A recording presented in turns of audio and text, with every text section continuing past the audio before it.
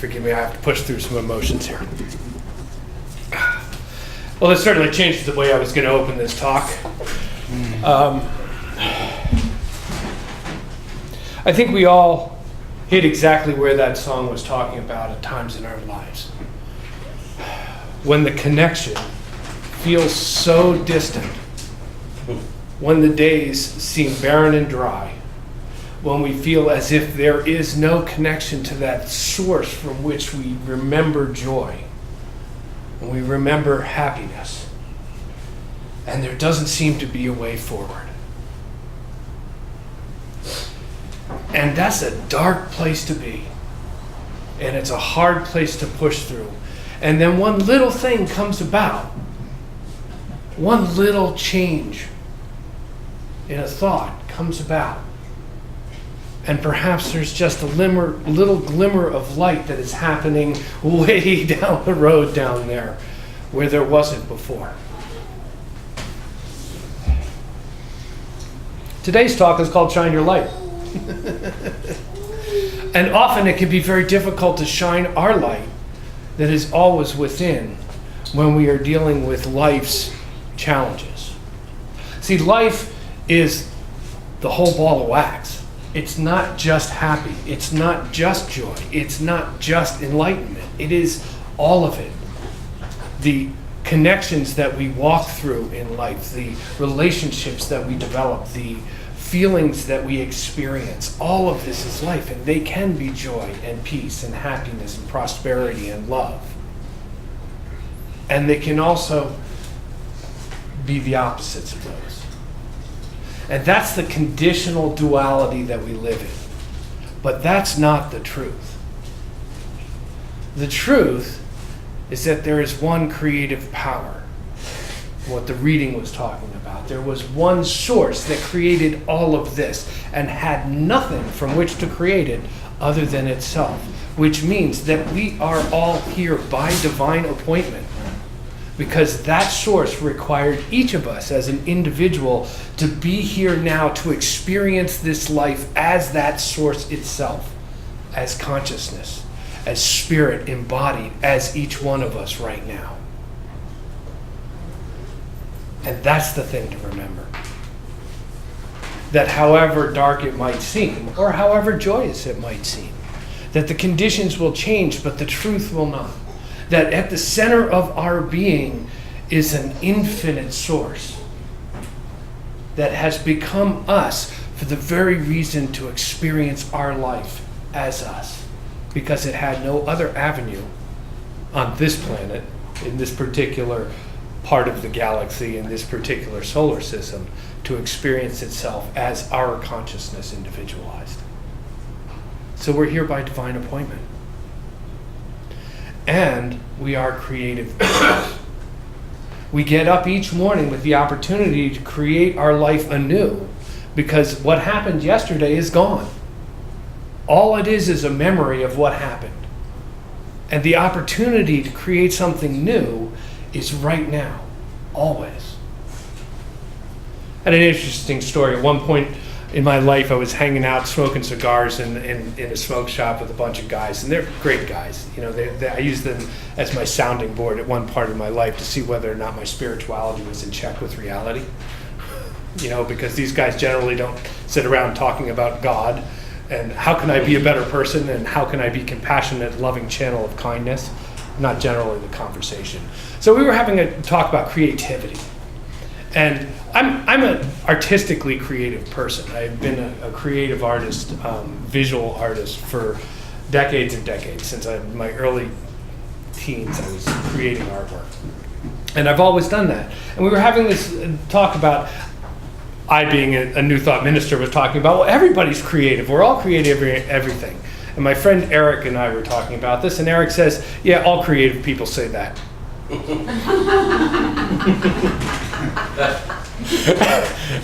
And I thought about that for a little while and says, yes, you're right. All creative people say that. Think about that for a minute. Oh, I'm not creative. And the universe says what? Yes. Right. So what did you create? lack of creation. So the universe is going to say yes to whatever your desires are, whatever your intention is, whatever you believe is possible in your life. And then it's going to turn back, and when you say, I don't believe this, it says yes. Because we have freedom. We have a spontaneous nature in us to create anew our life, every moment that we are living in, to look at the moments that we have, to recognize the sacred nature in each moment of our experience, even when it doesn't seem like it. Even when you want to say, I want to create a hole in the ground for that person to fall into.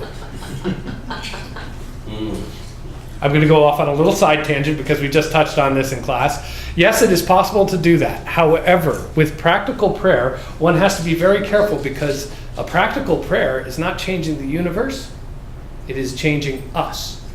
So when you pray for the ground to open up and swallow somebody, guess who gets to experience it first? That's right. That's right. It's done unto you as you believe. So in that creative aspect, each one of us, again, like the reading was saying, each one of us is an individualization of an infinite possibility of source that has come together as us. And each one of us has been endowed with a unique set of talents that comes with that. Now, there are some that we all share. They are inherent to the human condition. We all can feel compassion. We all have the possibility of experiencing love. We share those in common. We can express those. We all have the capability of making a deep, meaningful connection with another human being. We don't always use it, but we all have that capability. And we all have the power to create our lives according to our beliefs. That's another one we don't always use, or think that we're not using. Because the reality of life is you are always creating. And that part of you that has the choice to create is creating whether you're aware of it or not. Okay? So all of those thoughts that we have are creative. The tendency of our thinking is what we tend to experience in our lives. And so it becomes really important to tap into that source, that shining light within that's often seems so far off in the distance. And sometimes that takes a couple of different things that we can do to bring forward that light. Now, I'm a big practitioner of prayer. You guys know that. I'm also a big fan of meditation. You guys know that. I talk about it frequently. These are things that are essential spiritual practices to opening up a channel for that sense of spirit we have within. But they're not the only ways to do that. Sometimes, and I find this true after decades of practicing this, sometimes I can't meditate. I just find looking at my, and I do have a purple pillow, honest. I look at that purple pillow and I find it repugnant. I just look at it and go, no, not going to do that today, and off I go doing something else. And even as a New Thought minister, I often have to be reminded that if I want to change my experience, maybe one of the things I ought to do is pray about that. You know, because when you're in New Thought, you get used to just things happening because I intend them to happen. And then when they don't work exactly the way you want, you forget that there's a methodology for us to pray about actually doing these things. I love teaching classes on this because it reminds me that I need to start in doing that. Because it's great to think, oh, I will pray about that because I think I know what I'm going to pray about now.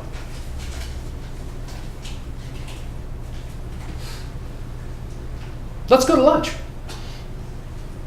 Let's go do something else. Maybe I'll go watch TV. Maybe I'll do, mow the lawn. Because I've already thought about what I want to pray about. What's ego do? There you go. If I haven't actually done the action, I'm going to continue to get what I used to get. Because I haven't begun to change my thinking. I've just thought, I better make a decision. Now I've made a decision. Isn't that great? What am I going to do next? Follow through. Because until we change our thinking about where we are in our life, if the road is dusty and I'm in despair or you're in despair or whatever the condition happens to be and I want to change it, it's not going to begin to change until I reconnect with the source of what is good. So sometimes it's as simple as stopping and taking a moment to look around me. I look around this room and I see a room full of people I love. You know, a community of loving spirit and people I know well and some I don't know as well, but like to. You know, and I recognize that in itself recharges my batteries. It allows me to take the next little step towards getting back to an idea of the good in my life from a place of darkness. And then it starts to build on itself and it snowballs, because when we get just a little bit, we've changed our thinking and our actions just a little bit to take a moment to recognize the mystery of this life, the beauty that surrounds us, the look in another person's eye that says, I understand you. I'm here. Then we can move a little bit farther into the awareness that that light is within us, is it wants to express through us, wants us to move our feet as well as pray, to act upon the intuition that we get in our lives, to act upon that inspiration, to take the moment to be the kindness we would wish to receive, to take the moment to be loving in a situation that seems challenging to be loving in, to take that moment to be strong when we do not feel like we have the strength, when all it requires is for us to stand in the truth that we are an individualized expression of an infinite source, that unconditioned field of creative love is living through us, and that the journey back to joy is a journey towards love and commitment and communion with each other. And as we get to that place, the light opens up a little bit more. And we can find things that we never thought we would have before, things that we can do that we didn't know that we could do before. See, we all have that unique set of gifts, and some of us are blessed. All of us are blessed to know at least some of our gifts. We can all look in our lives and say, wow, I can do that well. All creative people say that. Wow, I can do that well. And perhaps for me it's drawing or creating an image or creating an idea on paper. And perhaps for somebody it's being able to talk to somebody, to open them up so that all of a sudden they have a rapport and they feel like sharing something about themselves. Or perhaps it's being in the right place at the right time so that you can be of service to someone else who really needs a hand. Whatever that creative source is bringing forward in you as an expression of itself wants to be here now. And the thing that stops me most from shining that light, because I'm good at a lot of things. All creative people say that. I'm good at a lot of things. And the thing that stops me from being good at a lot of things is fear. Fear of judgment. Fear of failure. Fear of rejection. Those things stop me from doing what my heart is leading me to do. I don't know if anybody else has had this experience. If you drive downtown and you're going toward the Ben Franklin Bridge, and you come off the expressway, it happens in a lot of different places, I'll just use this example. You come off the expressway and there is always a guy there with a sign that said, God loves us all, please help homeless. And your heart goes, mine goes, do I have $1 in my pocket? No, I don't want to do that today. Inch the car forward. That's the indication. They know this. So if you inch the car forward while they're walking up the line of traffic, that person says, okay, I'm not going to ask you. Yet, if instead you open up your heart and say, you know what, what's $1 to me in my life? Maybe it's not the time for you to do that, but maybe it is. What's $1 to me in my life? Open the window, hand the $1 over and say, God bless you and good luck. Does that change your life? Yes. Does it change their life? Yes. Because we're all in this together. We're all part of this world experiencing the challenges of being a unique individualization of God itself present here and wondering why. And as Dave was saying, we don't know why. We may not ever know why in some cases, but we do know how. We know how to move from a place of fear into a place of openness and receptiveness to the universe. And we do that sometimes by acting in the opposite of what our fear tells us to do. So I invite you as you go through the week to look at the opportunities, because life is full of opportunities in which we have a choice to either act as an open, loving individual, to shine our light in the world, to bring more love into the world, to bring more compassion and kindness into the world, or opportunities to turn from that. Some of those are okay. We all are where we are.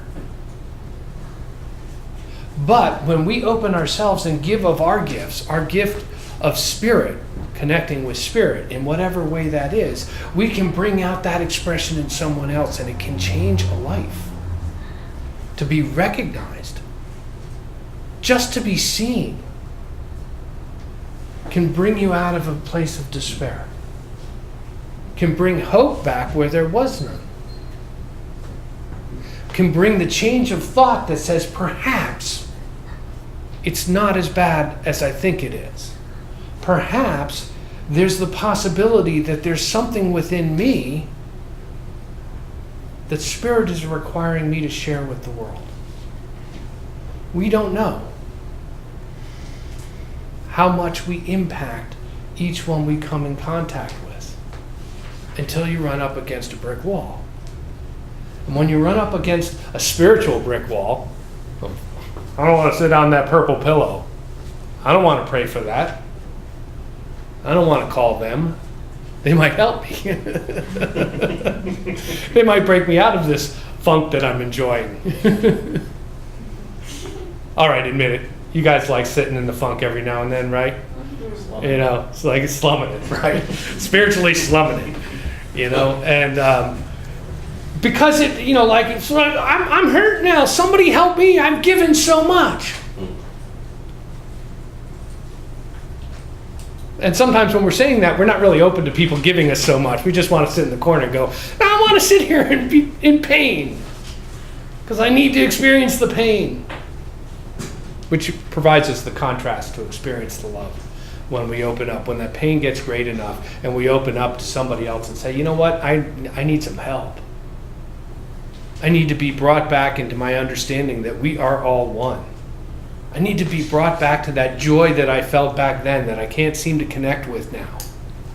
I need to grow some more so that I can open my heart and share the gifts that I have with this life again.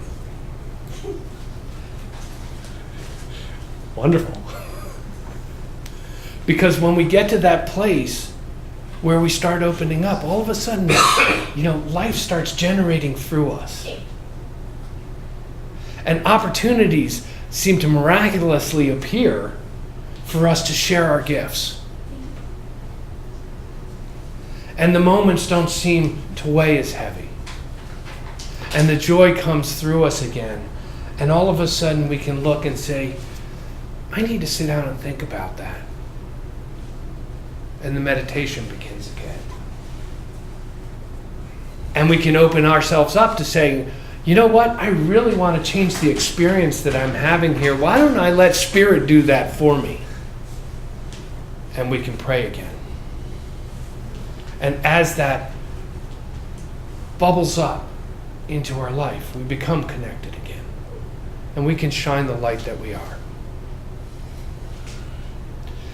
Well, that was not the talk that I wrote. But I know one thing. Each one of you is a bright light of divine love. And so am I. And so it is.